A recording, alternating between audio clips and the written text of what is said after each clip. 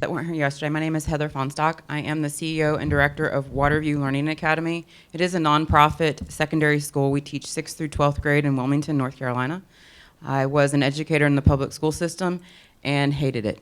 And so I had to step away and do something different for all kinds of reasons, and this right here is probably one of the main reasons. And I could go on. You all know. Y'all just know. So that is a little bit about myself. I'm going to let the other two introduce themselves, and then I'm going to give you a little bit of statistics, and we'll kind of get the ball rolling. Yeah, thank you so much, Heather, and that was a great introduction. My name is Hajar Sabir. I'm a recent Cornell University grad, and right now I work in the financial industry at New York City, and I'm also the founder and CEO of my own nonprofit called Diversity and Inclusion in Real Estate, where we help underrepresented minorities get careers in commercial real estate and teach them about personal investing and the principles and fundamentals of it. A little bit of backstory about that. I'm a product manager. That is my profession. So you might ask why I'm doing real estate. And I'm come from a first-generation immigrant family and had to learn the ins and outs. You couldn't tell me what the stock market was when I was a sophomore in high school. Once I found out about investing, I was like, this information has to get out there. So when I was 19, I started DARE, and we flipped our first house when I was 15 years old. After I found out all that information, I was like, all right, it's trouble, America. I'm letting all this information loose. Started my own nonprofit. Now we have about 150 members, and we're growing to 5 more schools. So,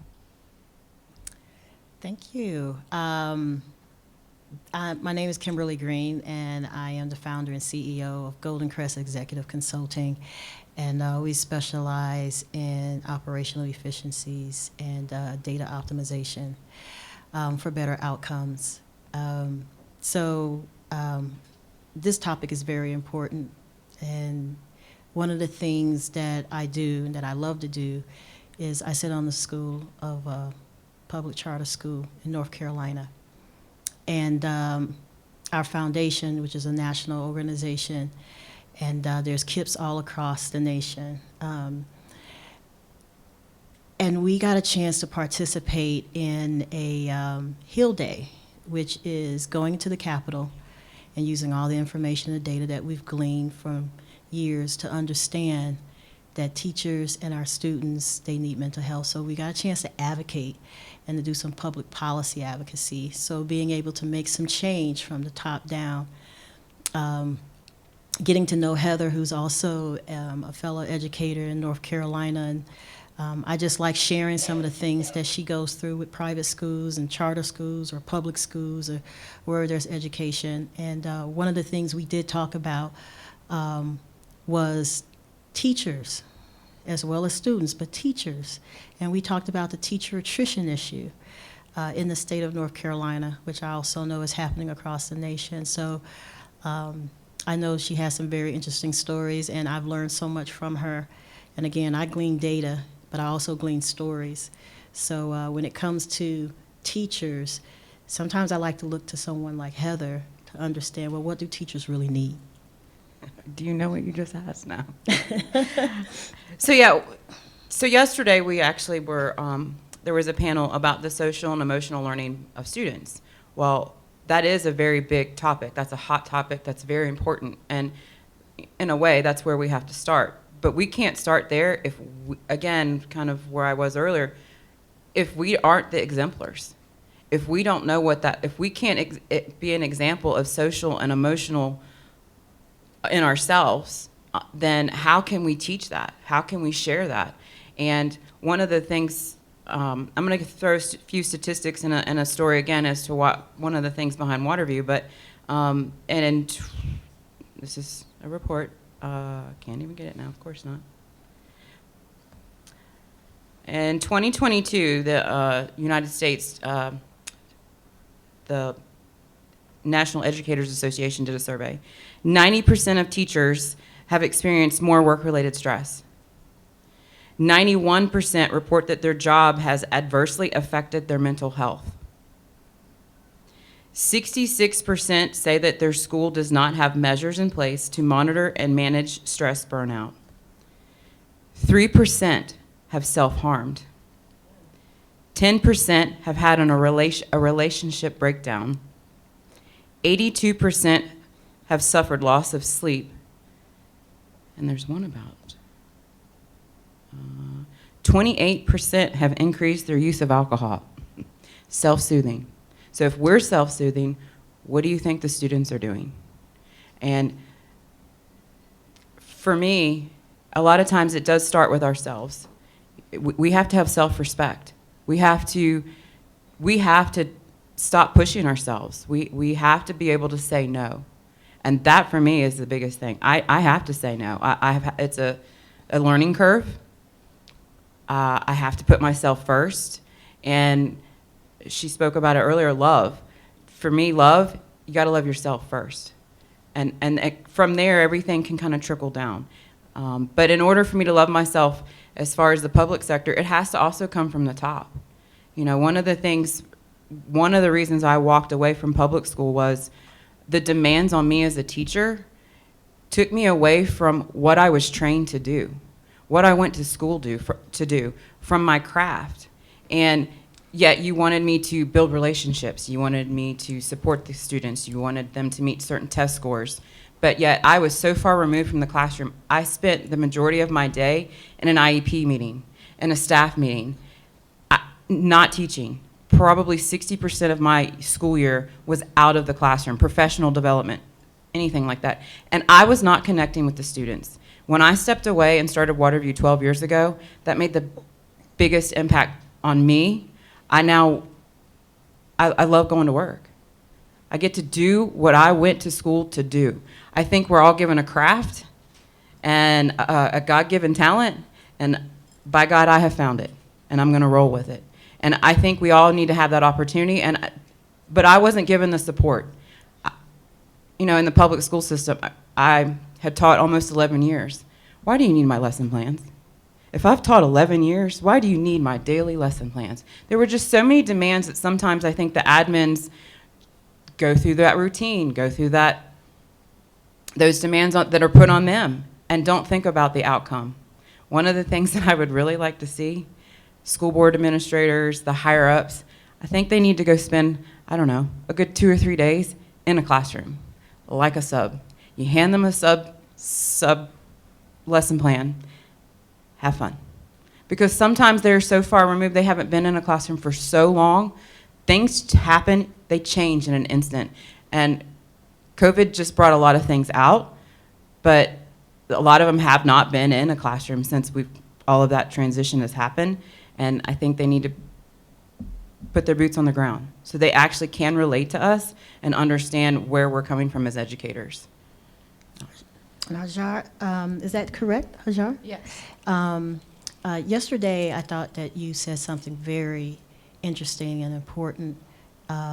You talked about your background. Was it Morocco? Yes. And you talked about, for example, no one asked you, for example, would you like a Bible, a Torah, a Quran, or what have you? When we're thinking about diversity and cultural differences and equity, what has your experience been when it comes to teachers, educators, mental health, through a cultural lens? Yeah, I'd say there's a lot of complexities to that question because I feel like nowadays in this generation, diversity, equity, inclusion has now become more of a trend than it is like something you can take action on. There's all these companies, just writing off their DEI quota. Oh, we did this event to satisfy this checkbox. Boom, it's now a checkbox. And I think right now in the education system, they're pushing that as well, where it's just like, they have these supportive events like diversity, inclusion, belonging, that's all great. But for me, having a teacher, I've never had a teacher really sit there and try to understand my cultural background. I never really had that. The only time I did is when I first entered school and I was enrolled in English as a second language because both my parents stepped foot on the ground right off of Morocco. They were illegal immigrants. I just sponsored them for their green card when I turned 22. So English was not my first language. And that's the strongest support I've ever seen in America from educators is during that transition time where I was trying to get my feet on the ground. is when I had so much support, where they were trying to understand. I have a crazy story, but my mom, she never knew how to do my hair. She has straight, silky hair. So she never knew how to do my hair. So when I went to school, it was always a mess. And I grew up in Jersey City. My mom also has a disabled child that can't walk, talk, eat, or drink that she takes care of, along with 2 other sisters. So we're 4 all together. So she was trying her best. She was doing the best of what she could, but I always went to school with my hair looking crazy. That's why she always kept it short. But the teacher, my first grade teacher, would always do my hair in the morning before all the students came in.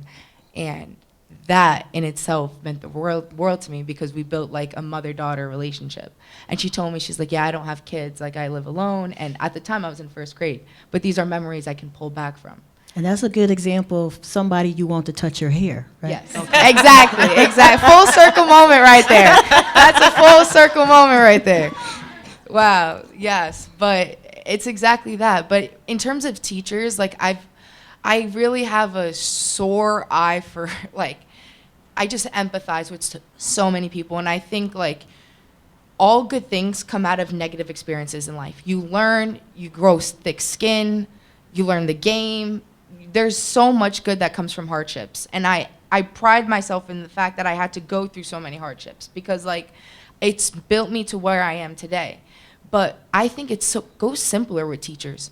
No one asks them, like, yo, how are you doing? Are you okay? Like, I remember writing emails to my professors at Cornell University, like, just thanking them for, like, sitting with me extra in office hours and teaching me, because I have ADHD and I don't want to take Adderall. So I'm just literally thugging through life, guys. Like, that's it. That's what I'm doing right now. Like, I'm different. You know, we're not different. We just do things differently as people who are, like, neurodivergent. So we have a lot of barriers we have to overcome. But I remember just sending all these emails to my professors, like, thank you so much. I appreciate that. And they're just like, Char, you don't have to say thank you. Or, like, it's okay. Like, this is my job. Or just, like, I never hear it before. I was like, I've never seen a student, like, so appreciative of, like, my time. And I was just like, no, you have your own life, but you decided to stay extra and teach me this because you thought it was important for, like, and my education was important to you. And you showed up for your job.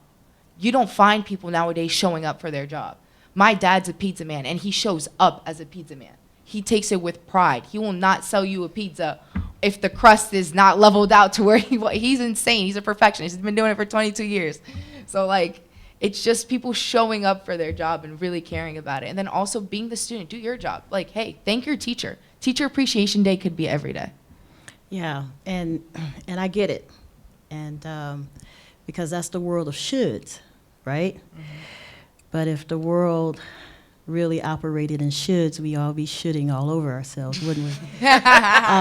And that is something that, as a board member of a school, that is important to do that gimbal walk, is to get into these schools and to listen to the teachers, get off on the board level and walk into the schools, listen to the teachers, observe, because I'm an operational person and I observe.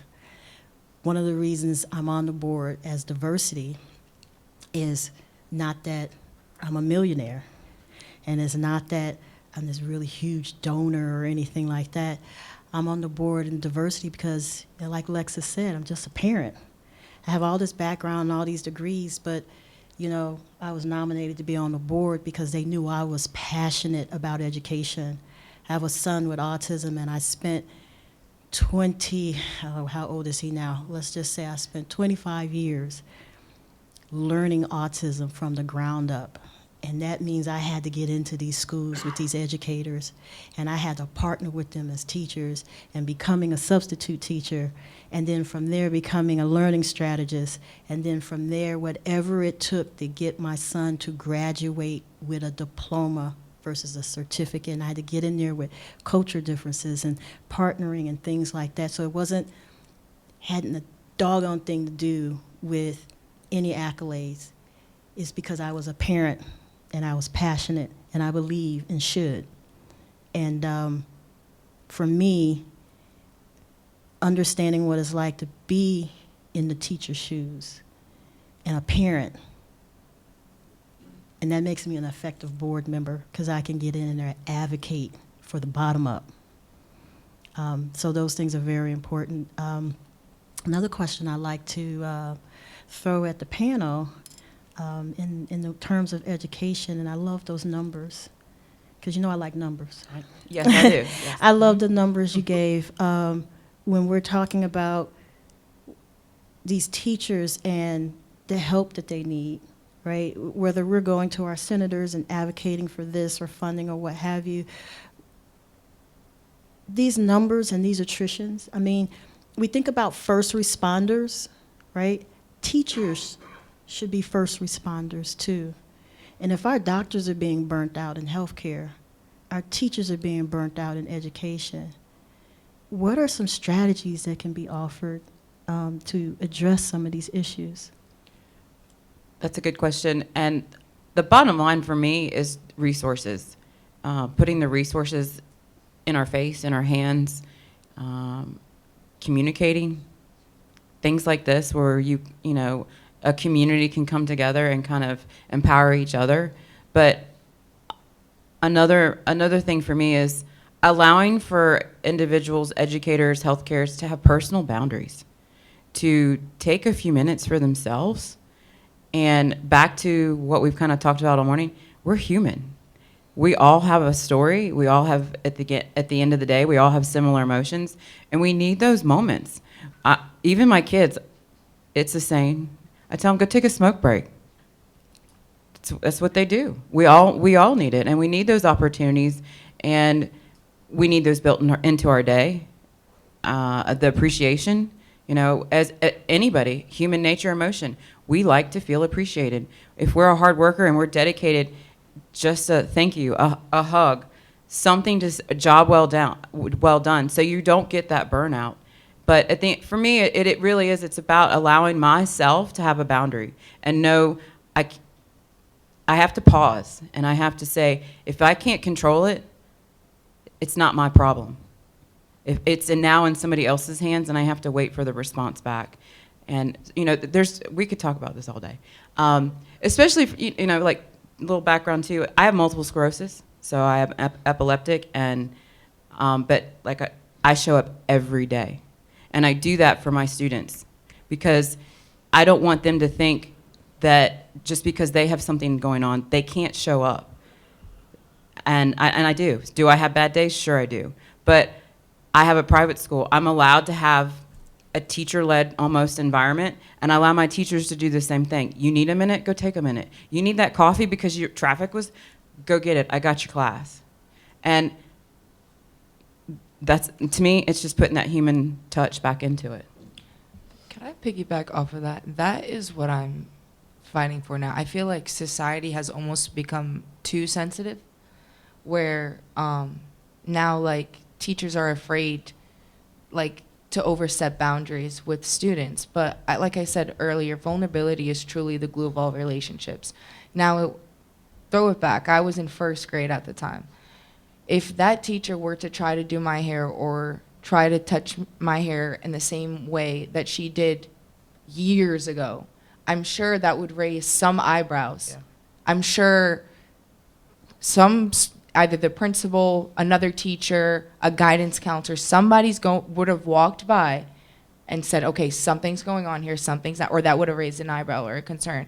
And it's just like, why can't we just bring that human, personable connection back? Like, it's also that teachers do not have the freedom that you give them at Waterview, like, learning, and that's why we need, like, forums in place and, like, trainings in place also. It's just, like, teach people how to run a school, too. Like, compassion. Bring compassion back.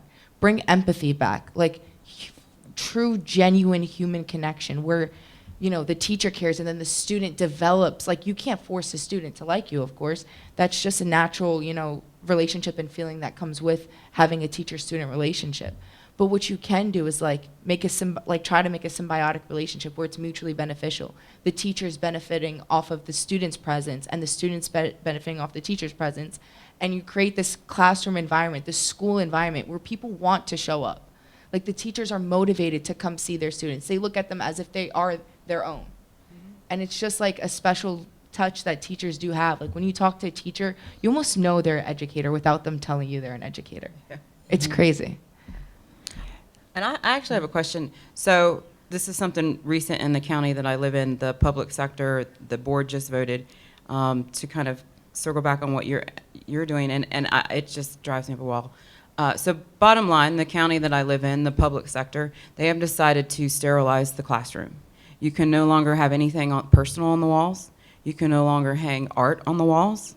You can no longer put anything cultural on a wall. It has to be United States, North Carolina, the county, or words. One of the questions that was before the vote took place, or I can't remember exactly the timeline but one of the questions was from an art teacher, what am I supposed to do? Their response, that's what smart boards are for. You can show it and take it down. And then the very last question was, we have an immersion school. We have an elementary school that's an immersion school, and one of the admins asked, what are we supposed to do? That is our culture. And the board member just simply said, oh, I'm sorry, we're out of time, can't answer that. So that is I throw that out there because this right here, this whole topic, this is the trend. Okay, I'm telling you right now, if they walked into my office in my school, they would have a heart attack. There's art everywhere.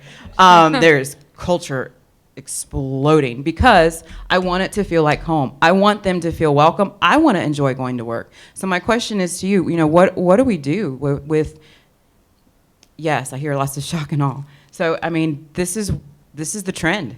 And it's insane, and we've got to make a difference because you're going to have so many more kids that don't want to, it's less inviting and more just a bare wall, and more educators that don't want to go to work because they can't make that human connection and feel human anymore.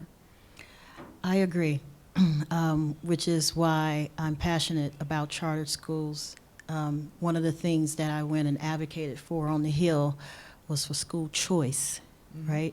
Be it public, be it chartered, private, homeschool, parents should have a choice, and choice is freedom. But you have to know your kid. You have to be a parent that knows your kid. I have one kid, and he was doing as autistic. I mean, public school was for him. I had to find the right one, though. Yeah. But my other kid, private school was perfect for him. Your children have to feel like school is home, because that's where they're going to spend 80% of their time. And she posed a really good question.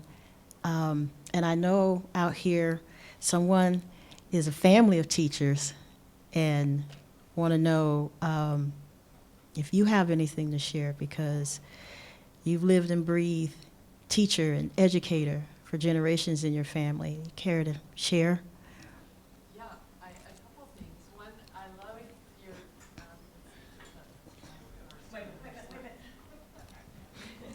We have a new, Just been dying to get up. yeah, we have a new Vanna. All right, there's true. All right. I'm also sensitive to the mental health of teachers. While we've been here, I just text my son because we had a year where his principal was certainly having some kind of a breakdown. And I was a professional. I had I counted them, 240 emails and 80 phone calls in a year. That's data. I was personally about ready to have a breakdown. My admin assistant was constantly bringing me dark chocolate at 3 o'clock in the afternoon to keep my blood sugar up. But I just really felt, one day he did have a complete breakdown years ago and just walked out. He was a principal, walked out and, left. So there's stuff going on. So I guess my question would be, if I'm a teacher and I'm having mental illness, what are the ramifications? My sister, as a teacher, had to really watch things because it affected her job. If she, and so how can we help it's really, I think, the union, the school boards, all of that, but teachers they aren't perfect. They're going to have breakdowns, and that all comes through. My daughter had 2 different teachers who were going through menopause and having a really hard time. I adopted my son when I was in menopause, and when he would come running up and grab me, I wanted to throw him to the next state. I mean, it is a very challenging time in a woman's life, and to be teaching, you know, and the kids knew it. They knew the breakdowns were happening, and almost like the kids were supporting these two different women. One was a music teacher, but I wonder, what could we do as an action step to help teachers be able to raise their hand and say, I'm having a tough time. I need to take a break without it ruining my career. I mean, for me, it's just that. Allow them to have that opportunity. We talked about it yesterday, like one-room schoolhouse and people and different grade levels supporting each other and being there as resources. Well, you know, sometimes putting a mental health, somebody in the mental health field in a school is not possible. But give us a mental health buddy. Give us I want a timeout. I need my 5 minutes down the hall with my teacher buddy just to get away. Maybe even something like that. Because I know for me, and like I said, my teachers, if they need that coffee, go get it. If that's what it takes to get you through your day, go get it. But allowing them that opportunity, putting the resources there, and letting them be human. Because are people going to abuse it? Sure they are. There's going to be those educators that are going to abuse those opportunities. But for me, it's just allowing them and putting the resources out there somehow, some way, and making that step. So the action is doing. It's letting it start. I have a different, I think you could lead a horse to water, but you can't make it drink. And I feel like the most we can do is create a community and a safe space environment for these teachers to ask those questions. When I was hospitalized for bipolar disorder, I mentioned yesterday, it was a long time. It was 165 days, 5 different hospitals later. But in my time there, I saw so many teachers and professors. I was shocked. I seriously was like, I did not know that demographic, that profession even, like, actually went through mental health issues, let alone bipolar disorder. Like, the way, the persona, the facade they put on during school hours is actually impressive. And it just made me realize these folks have kids, have problems, have issues just like I do. And it's just like, if we don't support our teachers, that's going to be the future of it. It's just a plague. It's going to be a plague. Mental health is a plague of the mind. And it's a lonely place. And I feel like when a teacher's at that point, it's very lonely. And I think the best we could do is kind of build pillars around them so we could support their foundation. And as an action item, well, one is really hard for public school teachers. I can speak to you from a charter school. Public school teachers, they do not have flexibilities that we do. They go through many, many levels, administration, superintendent level, state level. I mean, it is very difficult for public school teachers. Even if they wanted to, there's a mountain for them to climb for the things they want. But as for charter school, and which is why I'm a big, huge fan of the KIPP Foundation, is this past spring, they got all the KIPP advocates around the nation. And we all showed up in a coalition with the charter management organization. So not only was there other charter schools, but all of our schools. And we showed up en masse in Washington, D.C. on HEaL Day. And each one of us was representing our states. And there were several of us for the North Carolina. And we talked to the senators, and we had our stuff ready. I mean, it was like you would have thought we were in an army. And we had that strategy. But regardless of the senators, and you'd be amazed at how much more we're united than we are divided on certain subjects when it comes to things that they all agree on. And one of those things where we advocated now for more money, since they were going through some appropriations with these funds. We're like, now that y'all got some money. One of the things is we advocated for mental health professionals to now be part of payroll on the schools, not only for the students, but for the teachers. And not just your academic counselors. We were talking about professional counselors. We're talking about advocating for more resources to put ABA specialists on payroll in these schools and making them part of the regular staff, like creating this community. And I mean, we were in mass, from Democratic to Independent to Republican to MICK, MOUSC president, it didn't matter. Everybody was in agreement that mental health is an issue, and our schools are becoming more and more unsafe without mental health resources. So I think there's going to be some good things coming, but you know the government's going to take a minute, but we're going to plant some seeds. So I know that's one action that's been trickling down, and that's actually got some work in the works. But I'm definitely with you, Heather, the Yeah. mental health professionals. It is, and because of putting a mental health professional, I actually went back to school. 4 degrees wasn't enough, and I just finished a master's degree in neuropsych because of this. Because I wanted to make sure that when I spoke about mental health to my teachers, to my students, that I had some background. It wasn't just the 22 plus years experience in teaching, but you know, parents and powers that be, they like that paper on the wall. So I went back, and it helped. It helped me, and now I feel like I can be a resource for them in more ways than I ever thought I could be, and that was my action. I can't do anything else. Well, we don't have any more questions. We've got 1 minute left.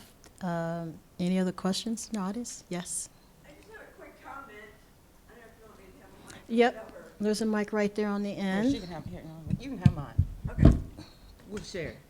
So here's the thing, is that when there's accidents and kids are killed within the school, they get that mental health therapy, correct? Correct. Why is it that the teachers are not getting this? You guys parents need to go to the board and say, look, these teachers are going through this, this, and this, and so are our kids. Everybody needs to do and to be able to go to people without threat of losing their job. I have a good friend who was a teacher for years. Parents loved her. Kids loved her. She didn't get the shot that she was supposed to have had. She got fired. The HR director didn't get it either. And he walked away, and I'm like, you need to pursue these issues. We need to fight for anything and everything that we can get. As a mother, as a grandmother, it's like we need to fight for everything, and we need to fight for our teachers. I went in and did, back in the 90s, took a sewing machine in and was teaching kids. And I said to the teacher, I said, did I say this last time, or did I say this? Teachers, my gosh, does anybody have a clue what teachers go through, and they teach the same thing over and over and over and over? How do you remember what you've done and what you haven't done? I got a whole new admiration for teachers back in the 90s, but it's just like, seriously, we need to fight for anything and everything. And with what you went through, oh my God, I'd go ballistic too and be like, yeah, no, that's not me. Yeah. But we just need to fight more, and we need to stand up for our rights for anything and everything. Thank you. Thank you, Nancy. I think it's time. Is that time? Well, thank you so much for your time, and thank you guys. I'm empowered. Thank you so much. Yeah, I'm ready to go. I don't know about you guys. I'm ready to act.